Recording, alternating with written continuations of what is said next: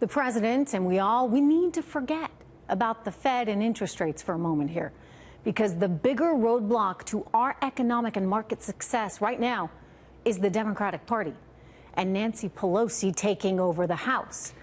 When you see the volatility in the markets, and today was actually a great day, biggest point gain in history, but when you see all this volatility, it's really because investors are understandably fearful of the Democrats' socialist-style policies. Policies designed to hurt businesses and strengthen government, right? That's what they're about.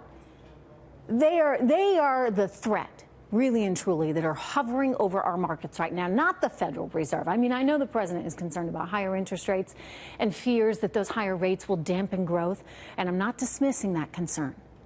However, we don't need to worry so much about a quarter-point hike. We should be worried, though, about Nancy Pelosi and her promise to hike taxes on corporations, thereby making us as a nation less competitive. We should worry about Maxine Waters, you heard her there, and her multiple threats against the banking industry, as well as the president himself. And we should worry about Chuck Schumer's simple desire to act as an obstructionist on every single policy put forward by this administration. Obstruct, obstruct, obstruct. These are the real threats to our economy. These are the threats tonight. These politicians with their poorly thought out economic policies and rabid desire to take down the president with investigations into a Russian collusion that, thus far, never actually seemed to happen. That is the real threat. I mean, Jay Powell may raise rates because our economy is doing great. It really is. Did you see the numbers, the sales numbers this holiday season? We're doing great. Wages are growing. GDP is growing.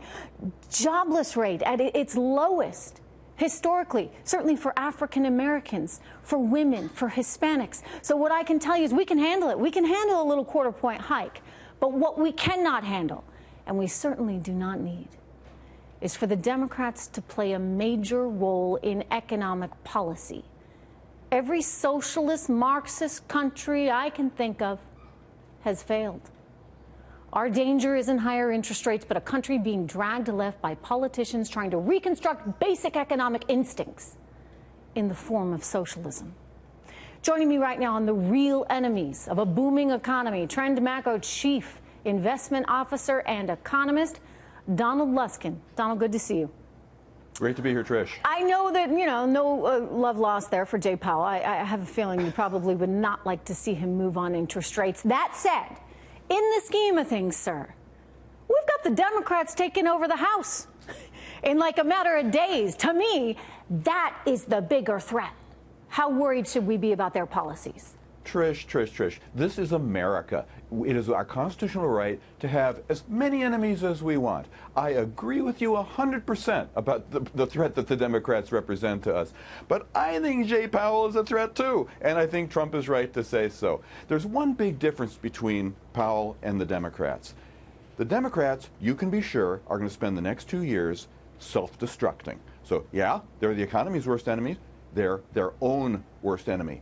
How do you think it's going to work for Maxine Waters to spend the next 2 years attacking the banks? That's going to be the face of the Democratic Party. Do you think that the stock prices of the banks are going to appreciate that? No. I mean, so when we talk about threats to the market, I think the Democrats are, in fact, Donald, a very real threat.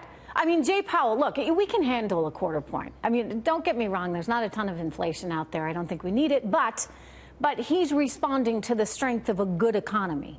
My fear here is that the Democrats get in and they do everything they can to destroy a good economy because politically it's worthwhile for them to do so. Fair enough. But to destroy it, what they're going to do is they're going to reveal that their intention is to destroy it. And this is exactly the same thing that happened after Ronald Reagan's first term. The Democrats go completely insane at the prosperity that the supposedly stupid, doofus, clownish Republican president somehow manages to pull off. Yeah, they kind of referred to Reagan that way, too, didn't they? Always do the best they can to destroy it, and they destroy themselves in the process. Believe me, this is going to be the greatest political suicide you've ever seen. I think back to Ronald Reagan and how he was characterized. Our good friend Doug Weed, who's a historian and comes on this program quite a bit, he's pointed out to me, and I remember remember even, 'cause I was a kid back then when Reagan was in office, and how he was sort of painted in the public light. It's sort of a dummy, right? He was just an actor. Yeah. He just stood up Yes. there and delivered lines. Yes. They never understood the amiable him. dunce. Just like they don't understand this president. Yep. There's a correlation, right? Well, the correlation is that the American public responds to people who look into a television camera and talk to the American people the way the American people want to be talked to. People don't want to be talked down to by arrogant, professorial avatars of the deep state. They want real people like Ronald Reagan, like Donald Trump, and in his own way, like Bill Clinton. It's not like Democrats aren't capable of doing it. It's just that they aren't able to do it now, and that's why this economy is going to do just fine, because the Democrats are not going to be able to pull this off. Trust me on this. Well, let's hope that's the case. I do think, Donald, that when you say that they're their own worst enemy, you're right. And you know why they're their own worst enemy? The more they move left, and they're increasingly moving left, the more they isolate themselves. Because we have only to look around the world, as I said, at Marxist socialist economies that always fail. Always. Yep. Well, they're not listening to the American people. They're listening to themselves. And, you know, they're listening to, you know, a couple of thought leaders in the media, and believe me, not on this channel. And they're just all full up with the narcissism and the virtue signaling of thinking they're doing the noble thing and looking out for the little guy. Believe me, it's not going to do any good for the little guy to have this booming economy turned into Venezuela. And that's, as you say, that's exactly where their policies lead. No, I mean, it's true.